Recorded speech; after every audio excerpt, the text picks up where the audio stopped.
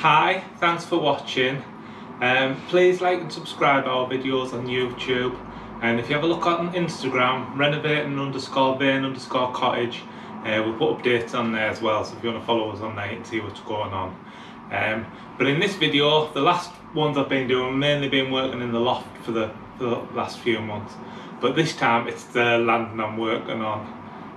So I haven't included this in the loft series of videos. I've just done it as a standalone one because it's not obviously not in the loft. But we've got loads of videos on our YouTube channel now, so any sort of DIY jobs we've done around the house, we've tried to get the majority of on there, so have a look. So anyway, on to the day. So what I'm planning on doing today, or over the next few days, although this should hopefully all go on in one video, is I'm going to renew this ceiling up here with plasterboard. I'm going to put 12mm plasterboard up, and basically the ceiling got pulled down. If you've seen any of our other videos, pulled the ceiling down, put the loft staircase in. We've sort of renewed various bits of joists, insulated it and all sorts. Most of the ceiling's down anyway, as you can see over here, but I'll get a shot round in a minute. But what we need to do is there's a little bit above here that needs to come down. It's plaster lath that we're taking down. A few little bits over there I'm going to take down, and then I'm going to board it. If there wasn't so much of the Plaster Lath Ceiling already down, I would have just boarded over the top of it, and that's what I'll be doing in the bathroom when I come to do the bathroom ceiling, so I'll probably do different videos on that as well. But because there's so much of this down, I think it's easy just to start again. So what I'm going to do first is pull the original bit of ceiling down. I've gloves, dust mask, etc. on for that. Pull the original bit of ceiling down, look at making sure I've got it levelled out. So certain parts of the original joists have had to be taken out when we put the new joists in, so I just want to make sure it's all one level, so I might need to do a bit of battering out to get it all one level, and then I'll screw the new plasterboard sheets up, and then at a later date we'll get that skimmed. If you keep watching, I'll pan round and see how we're going. So you can see before I start doing it, that's the sort of the main bit of ceiling that's to come down, so it's only a small bit, a couple of metres square. This is the bit I'm going to start with. Like I say, I'll have my dust mask on, I'll have my gloves on, and Alicia will be here with the rubbish bag to pick it up as I pull it down. Got the windows open and all the doors shut, so hopefully there won't be too much more. Right, so you can see I'm knocking the ceiling down. I've sped this bit up because it does go on for quite a while, and it's sort of a bit monotonous if you just let it all play through, so I'll speed it up, and if you're not interested you can just skip the video on to the normal bits again. But I thought I'd leave it in a little bit to get a bit of an idea. So I'm just going along with a flat chisel, knocking the plaster down. Originally Alicia was going to try and collect it in a rubble sack, but that didn't really work. So because the house is like a building site, I'm just knocking it down, letting it fall on the floor, and then we'll go back over again at the end, and we'll pick it up. So you can see as I'm getting the plaster off, I'm then pulling the lats down just with my claw hammer. In places it was leaving a few nails in because the plaster lats are nailed to the original joist. So once I get the lats down, I then go back over and take the nails out. Odd ones the head falls off, so they get bashed in, but I suppose you could grind them off or try and pull them out with mole grips. The light I've got switched off, but you can see the light cable hanging there, so that's to re-secure up later on, and later on as the next section of ceiling comes down, there's some old lighting cables above there, so I think they're dangling about. So we rewired the house, and if you've seen earlier on videos, you'll have seen us rewiring it. So them cables, I know they're isolated, and they're just ones we couldn't get to when we were stripping out the old cabling, because at the time they were underneath there was an immersion heater sort of above there in the attic originally, so we couldn't get to them. And that's the cables just there.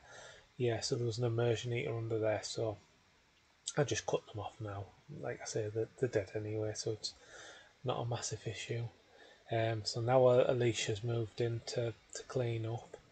Like I say, there's a lot of dust, so it's you want a dust mask on, you want gloves on.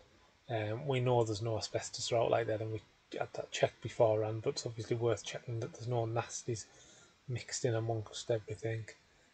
But like I say, just keeping the house well ventilated while we're doing it, picking it up.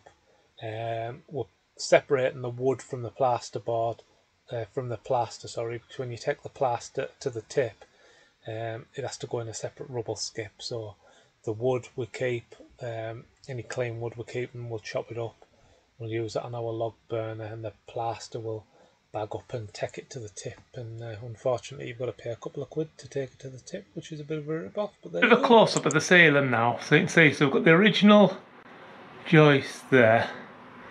Then we come round this corner. You see, that's where I've cut the original joist out to get the staircase in, which is sort of here, and then again round there. So what I had to do is I battened it across. It was a bit of a faff on, to be honest, just getting everything at the same level, but I've got the battens across now. It's all really solid. There's only really it's the one there, sort of the one straight in front of the staircase. So that was the awkward one, because the original battens are at the back, although the sections have been renewed and I've latted them out, but it is the original batten in there. And obviously the original ones were around here, so that's not so much of an issue. So it was just tying that into the same level. Yeah, it was just tying that into the same level. But I've managed that now. The ceiling itself was way out, so what I've done is I've battened this end on top of the original joists, which sort of goes over to this side, which isn't battened on top of the original joists. But in fact, when you measure it, that is all now level, so it's obviously been well out to begin with. So I've got it as good as I can. So my next step now is to plasterboard it. So plasterboarding, I'm going to probably cut the sheet either 2 cuts or possibly 3. So certainly that area will be a cut. Then that sort of L-shaped area there, I'll either do that in sort of a cut, or I'll do that section as a cut, and then the section in front of the stair as a cut. So it just depends how easy as it goes. I might sort of mark it out like that, like the L shape, and if I can get it in, I can get it in. If I can't, I'll just cut it off down the edge and do it as 2 separate cuts. But we'll go and cut some plasterboard and then we'll see how it goes. Just come down here. I haven't really talked about, I've been cutting the plasterboard, so I thought I'd better just mention that. So obviously I've been measuring up the size I want. I've been drawing it on in pencil, and I've just been using a long straight edge to mark it on. And then as far as cutting the plasterboard goes, for any straight cuts I've just been using the Stanley knife. If it's cutting a little section out at a funny angle or something, then I've used a wood saw for that. But for everything up to now, I've managed to use the Stanley knife. And all I do to cut it, I just take my Stanley knife and I'm gently scoring along the mark.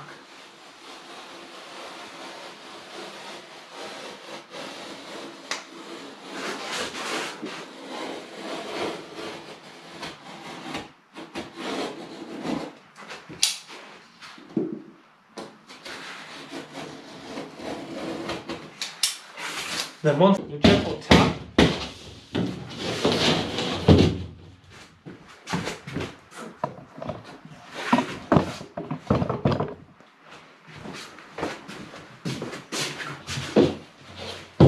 you see there, tapping it, it's broke it, and then all you need to do is just cut the paper on the opposite side.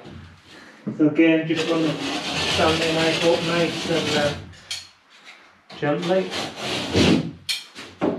Gently prise it apart, 2 nice straight cuts. So I've got the first section of plasterboard. Hopefully it's cut somewhere near the size, so I'm going to hold it up, and then Alicia will pass me the screws and I'll try screwing them up. So another section I've just sped up a little bit because there was quite a lot of to and fro with the plasterboard sheet just to get it in there. So I'll speed it up just so you can see what's happening. So it was cut to the correct size, but because of that newel post coming down and a little bit of plaster left on the original plaster Lath wall at the back, it was just stopping us. So I eventually figured that out.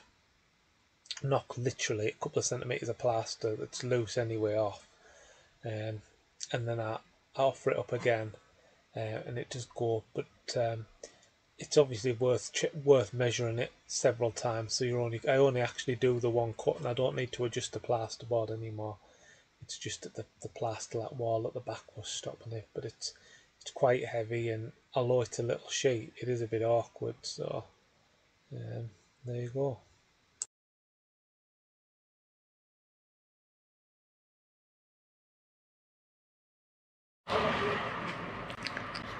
And there we are, the first section's in. You've seen in the video there, it was a bit of a struggle, but it has gone up alright. So next I'm going to go and try and cut this next section sort of directly above our heads. So I'll go and try and cut a bit for that. I've measured it out. Hopefully it should be a fairly straightforward cut. So now you can see I'm just on with the final piece of plasterboard.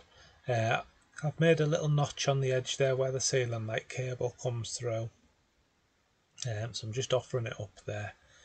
Once I get it somewhere near, I'll put a screw in either end.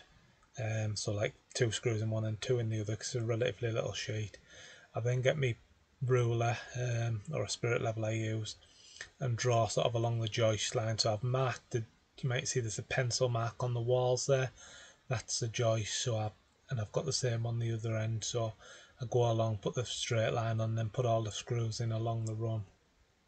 If it was a lot longer run, I'd probably use like a chalk line, something like that, to sort of mark it. But because it's a little run like that, it doesn't really matter. So I go up the stairs, sort of reach over, do the screws at that end, then come back round, as you can see, and do the rest of them, and get it nice and secure. So it hasn't been too bad of a job really up until this point, and it does tidy the area up a lot. It looked a mess with not having any ceiling there, so although it's probably not going to be plastered for a long time, it does tidy it up. So I'm pleased with the job all in all.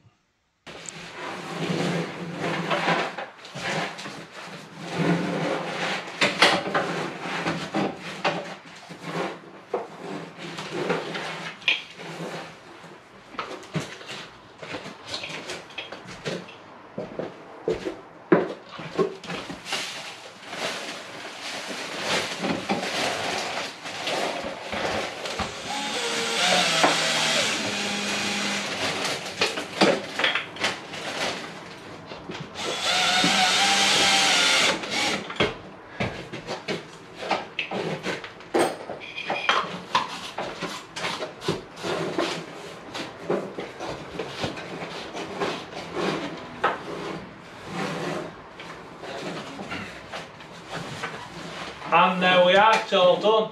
It's been fairly straightforward really. It needs taping, PVCing and that, and skimming, but that'll be well down the line. So if you have a look in a few videos time, or probably a few months time anyway, you'll see when we're on with the skimming. But that's where I'm going to leave this video. There'll be more videos to follow. We've got a stud wall to finish off and plasterboard, and loads more plasterboard to do in the attic. So I'll have different bits of footage of that and try and get some different aspects of it. But like I say, thanks for watching. Please like and subscribe, and have a look at us on Instagram as well. Thanks a lot.